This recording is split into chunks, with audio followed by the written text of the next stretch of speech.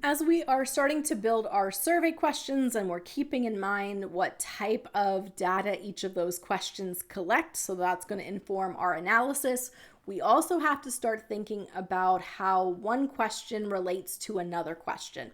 In our previous videos, we've been talking about measurement scales, nominal, ordinal, interval, or ratio. That's for one question on the survey.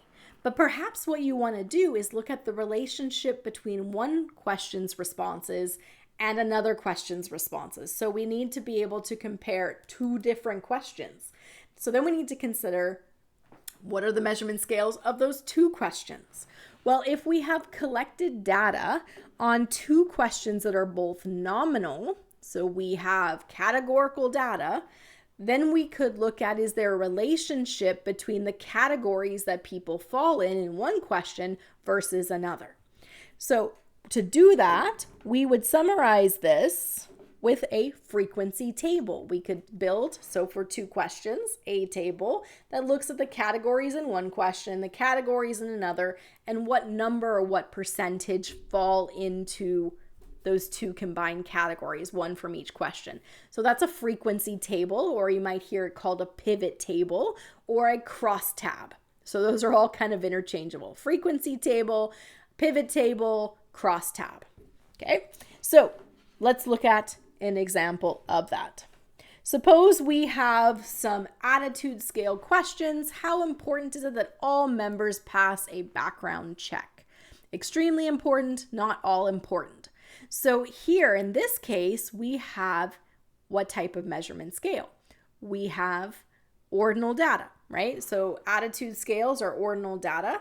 There isn't necessarily the same difference between extremely important and very important as there is between very and somewhat. Those might have different differences in your mind, but it is mutually exclusive, collectively exhaustive, and here there is that priority or ranking to it. So we can build crosstabs or pivot tables, those frequency tables, for either nominal or ordinal data. In this case, we happen to have two questions here that are both ordinal. How interested would you be in having a bodyguard or an escort accompany you on your first date? So here, ranking. So is there a relationship between so if this must be a survey for online dating, how important are background checks? How much do you need someone to be with you when you go on that date? So we would look at what percentage fall into, and is there a relationship between how you feel about background checks versus how you feel about having an escort? All right, so how do we deal with this type of thing in Excel? Well, to do this in Excel, we would have our data, and we'll have later videos where we talk about coding data. So we would have the responses to the surveys, and we put in a code for them. And so when we have these attitude scales, we might have 1 for not interested, 5 for extremely interested, or 1 for not at all important, and 5 for extremely important. And so we put that here as we enter the data into our spreadsheet. We might have other questions. Here you can see this one was 0, 1, where it might just be your yes or no. Okay, and so there's only two options, and here we have nominal data. So we can then build a crosstab, a pivot table from the data that we have here for nominal or ordinal data. Okay, so let's look at in a survey here. We want to compare some information. Now, notice in this particular survey, there are sections that are empty, and that is because there are probably skip questions in this survey where if you didn't answer a certain way in one question, you don't answer other questions at all. So as we prepare our survey results, we're going to want to make sure that we have cleaned our data set. One of the ways you clean your data set is that you make sure that your respondents have only answered the questions they should have. And so you would remove the responses if they shouldn't have answered a question about an opinion, if they didn't fall into the group that would have that information to have an opinion. So this looks like a data set that's already been cleaned out because we don't have responses here. We want to double check to make sure that anyone who should have answered the question did and anyone who shouldn't have didn't. Okay, so we'll look at that. All right, so in this case, what we're looking at here is question 8 and 9 and the relationship between them. But what you can do to build your pivot tables or crosstabs is you can highlight the entire data set that you have here, and you can insert pivot chart. Okay, so that's on your insert tab here. Insert pivot chart and make sure you have selected all of the data. And then we create a new worksheet. The reason we do this is that it allows us then to drop in the different ones we want for it to create a table for us. So if we're going to focus here on question 8 and 9, we would find question 8 in the list. Okay, and we could then put it in here. So you'll notice now it has taken question 8 and it has made it into our rows. Okay. And then we can take question 9. And if I drop it here where it says legend or series, then it becomes the other section here of the table. So with our pivot table or our crosstab, we need one to be rows and one to be columns. So I throw one down here where it says axis or categories. I throw one here where it says legend or series. Then notice that this table is empty in the middle. Make it a little bigger here. Notice that it's empty in the middle. And that's because the bottom right here says values. So if I want to count the number of people that fall into the different categories from question 8 and question 9, I need to take one of these, doesn't matter which one, and drop it into the sum values. So what this shows us here is that there was one person who answered 1 to question here on the columns is 9, and here on the question 8 is 1. So if I go back to the questions here, how important is it that all members pass a criminal background check? Not at all important. And how interested would you be having an escort? Not at all interested. There was one person in our survey who answered no, not at all important, not at all interested in the survey. Okay, well, how about how many answered extremely important and extremely interested? So 5 and 5. We go back to our numbers here, and you can see that there are 5 people that were 5 on both. Okay, now as we look at surveys, when we're looking at survey responses in the US and Canada, people don't like to give extremes. So you rarely see 1s or 5s on those attitude scales. You're much more likely to pick a 2 or a 4. So one of the reasons we go with a 5-point scale is that allows people to have a more strongly negative or strongly positive response, knowing they're not going to pick the most extremes. And in this case, a 5-point scale allows you a neutral kind of middle road as well. And so we'll look at with our questions, you could choose to not have a middle option and force people to have either a positive or negative perspective. The risk with that is what if they truly don't? Then you're forcing them to have an opinion when they don't. So we do tend to kind of pick not the extremes, but maybe just a little extreme one direction or the other. You could choose a 7-point scale, in which case you got 2 options for the more negative side, 2 options for the more positive side, and a neutral. The question is that can people truly discern the difference between a little negative, a little bit more negative, a bit more negative? So how much can people truly discern in terms of the difference in attitude? But then also, what are you going to do with it? If people are a little negative versus moderately negative versus extremely negative, does that change how your organization behaves? If there really isn't a difference, then you don't actually need that many points on your scale. But we'll get to scale later. Right now, we are just trying to focus on how we could summarize based on the fact that we have either nominal or ordinal data. This here is numbers, frequencies. We could turn this into percentages. To turn this into percentages, I'm just going to move this over a bit here, is that instead of sum,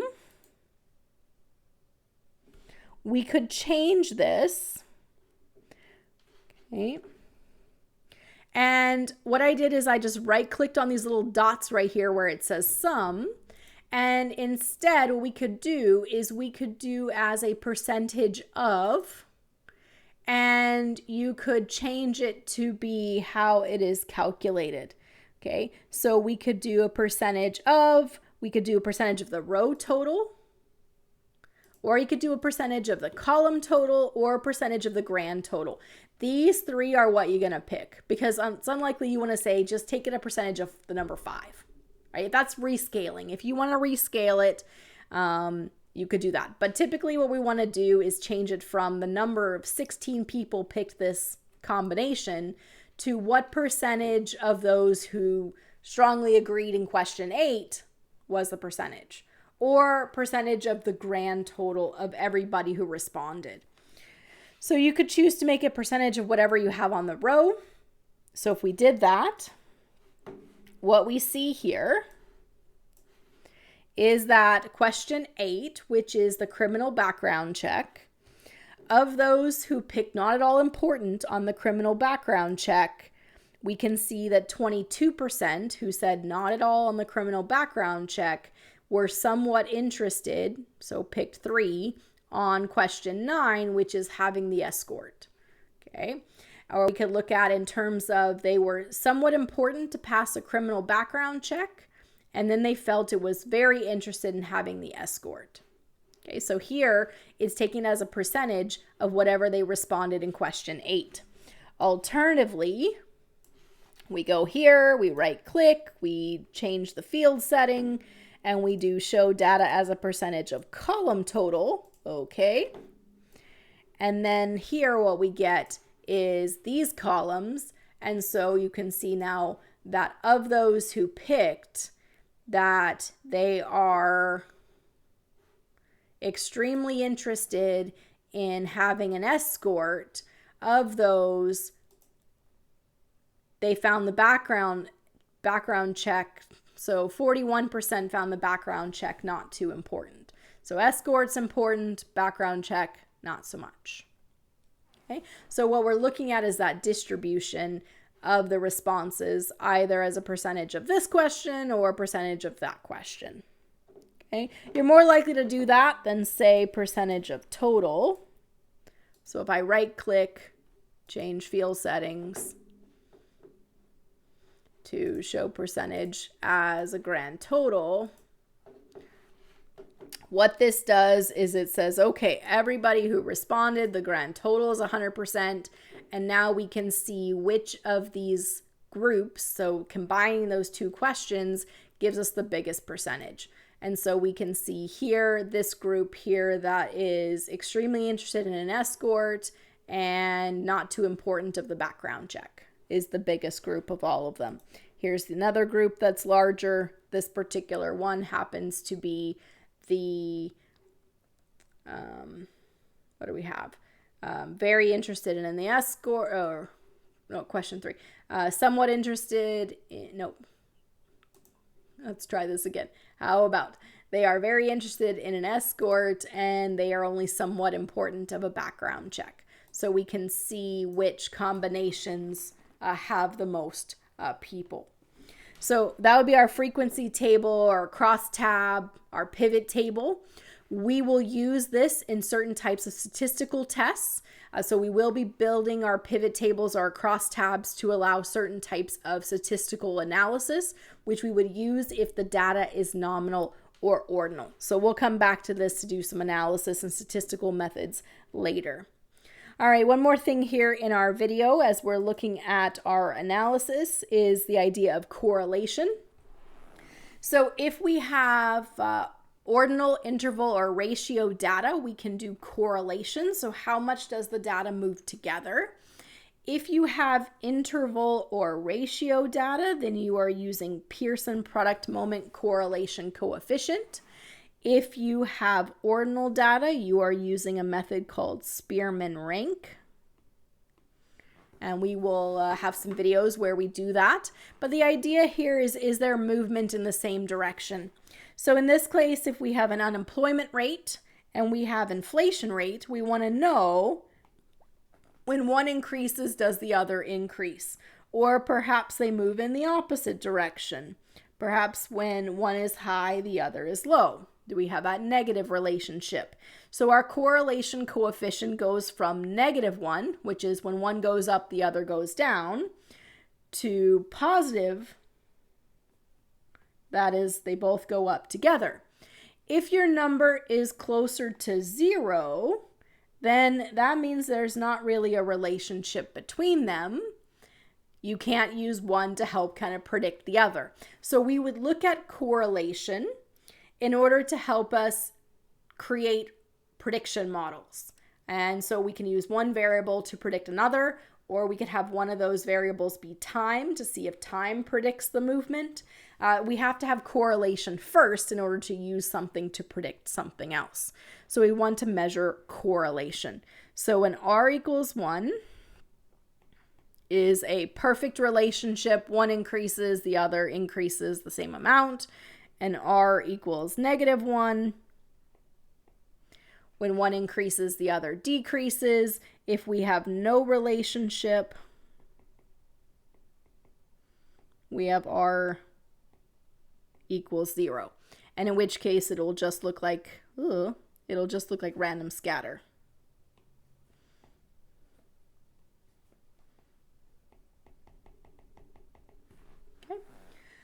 So let's go to our Excel data and see what kind of relationship we have. Let's leave our crosstabs behind for now. So here we have, and let's just make that bigger so we can actually see it. So here we have unemployment rates and inflation rates.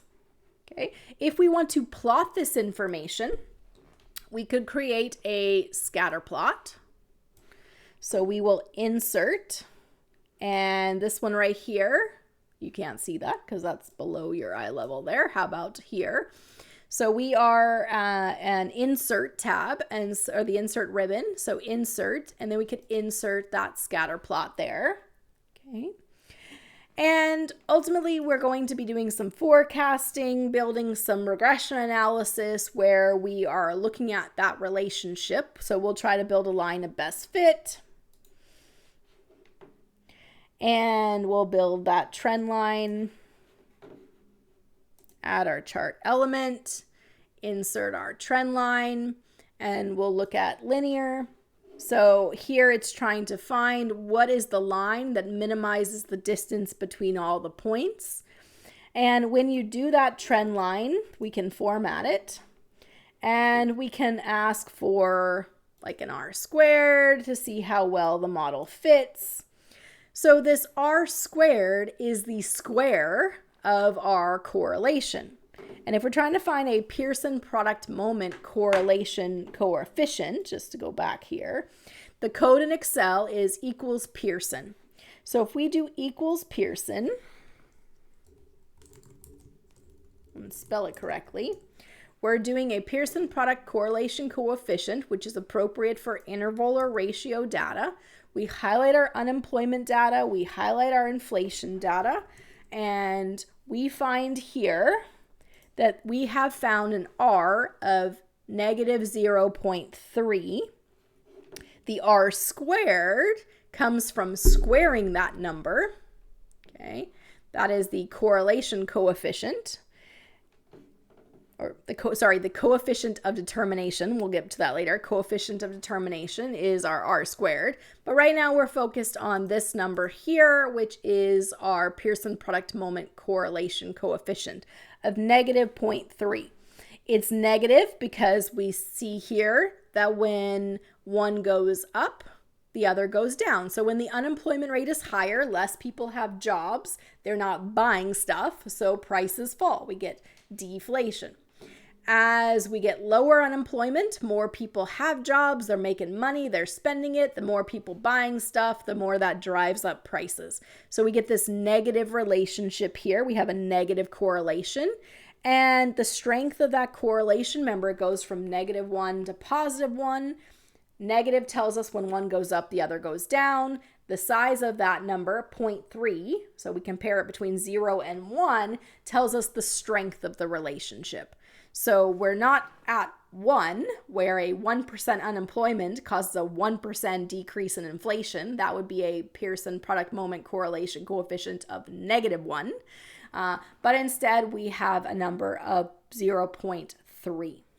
So we will look at, as we do statistical tests, is that correlation statistically significant? So it is not just variability, coincidence, but it is a strong enough relationship that we could use the change in unemployment to predict what's going to happen to inflation, to prices. So we'll look at measuring that. That really depends on how much variability we have in our data, how big our data set is, to help us determine that. Okay, but our first step is to recognize that we can actually look at the relationship between multiple questions on our survey or multiple measurements here, measuring unemployment and inflation. So we will get to all that statistical analysis after we first talk about reliability and validity in our measurements and designing our measurement tools. Then we'll get to statistical analysis and more detailed data analytics. So more types of analysis, more types of visualizations as we build our knowledge one step at a time. We got to start with measurement scale.